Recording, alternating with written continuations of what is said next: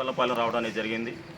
మామాలుళ్ళ జంట హత్యలు ఎంత దారుణమైనటువంటి విషయం అంటే, ఈ సమాజంలో అందరికంటే బాగా వెనకబడినటువంటి కులం యానాదులు. ఈ యానాదులను కొట్టొచ్చు, తిట్టొచ్చు, చంపేయొచ్చు, ఏదైనా చేయొచ్చు అని చెప్పేసి అనేటువంటి ఉద్దేశంతో మరి మా మీద దాడులు అనేది విపరీతంగా పెరిగిపోతూ ఉన్నాయి. ఈ దాడులను అరికట్టేది ఎలా? ఎవరు అరికట్టాలి? మేము మనుషులం కాదా? మేము బ్రతకూడదా? మా తాత ముత్తాతల తరం నుండి మేము చేపలు పట్టుకుంటూ, పీతలు పట్టుకుంటూ, ఎలుకలు పట్టుకుంటూ మేము జీవనం కొనసాగిస్తూ ఉన్నాం. మరి ఈరోజు వచ్చేసి మీరు చేపలు పట్టకూడదు, పీతలు పట్టకూడదు అంటే మరి ఇంక ఏమి పట్టుకొని బ్రతకాలి మేము?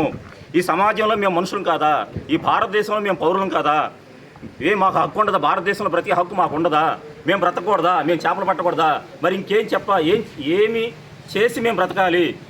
ఈ ప్రభుత్వం ఏదైతే ఉన్నదో, ఈ కూటమి ప్రభుత్వం, దీని మీద వెంటనే సీఎం చంద్రబాబు గారు, డిప్యూటీ సీఎం పవన్ కళ్యాణ్ గారు, లోకేష్ గారు వెంటనే స్పందించి యానాదులకు జరుగుతున్నటువంటి అన్యాయం ఏదైతే ఉన్నదో దాన్ని తీసుకొని తగు న్యాయం చేసే విధంగా చూడాలని చెప్పేసి కోరుకుంటూ, మాకు న్యాయం జరిగిన పక్షంలో రాష్ట్ర వ్యాప్తంగా ఉద్యమాలు చేసి మా యొక్క హక్కుల్ని మేము కాపాడుకుంటామని చెప్పేసి తెలియజేస్తూ, ఎవరైతే చనిపోయారో సుబ్బన్న అయ్యప్పలకు చెరొక 25,000 రూపాయలు ఎక్స్గ్రేషియా, 25 లక్షల రూపాయలు ఎక్స్గ్రేషియా, దాంతోపాటుగా వాళ్ళ కుటుంబాల్లో చదువుకున్నా చదువుకోకపోయినా ప్రభుత్వ ఉద్యోగాలు కల్పించి ఆర్థికంగా వాళ్ళని ఆదుకోవాలని, అదేవిధంగా ఇళ్ల స్థలాలు లేకపోతే వాళ్ళందరికీ కూడా ఇళ్ల స్థలం ఇచ్చి పక్కా గృహాలు నిర్మించి వాళ్ళని ఆదుకోవాల్సిన బాధ్యత ప్రభుత్వాల మీద ఉందని చెప్పేసి తెలియజేస్తూ ఉన్నాను. సార్, ఇప్పుడు మీరు రావడం జరిగింది. ఉదయాన్నే కృతివెన్ను అక్కడ చిన్నగొల్లపాలెం వెళ్ళాము.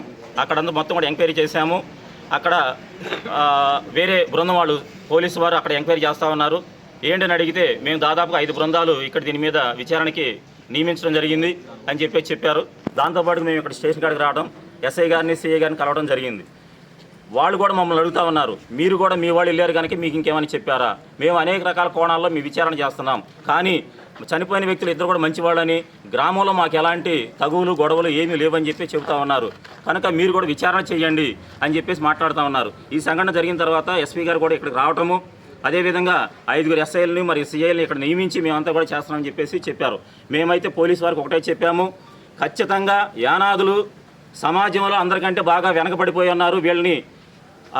వీళ్ళకి న్యాయం చేయకపోయినా సరే ఏమీ కాదనేటువంటి మీరు అలసత్వం ప్రదర్శించే లెక్క అయితే ఈవెన్ పోలీసు డిపార్ట్మెంట్ మీద, ప్రభుత్వం మీద మేము తిరుగుబాటు చేయాల్సి వస్తుంది. మాకు ఖచ్చితమైనటువంటి న్యాయం చేస్తేనే మేము సైలెంట్గా ఉంటాం, లేదనుకుంటే మేము ఖచ్చితమైన పోరాటాలు చేసి మేము రోడ్డు ఎక్కాల్సి ఉంటుందని చెప్పేసి వారికి చెప్పడం జరిగింది.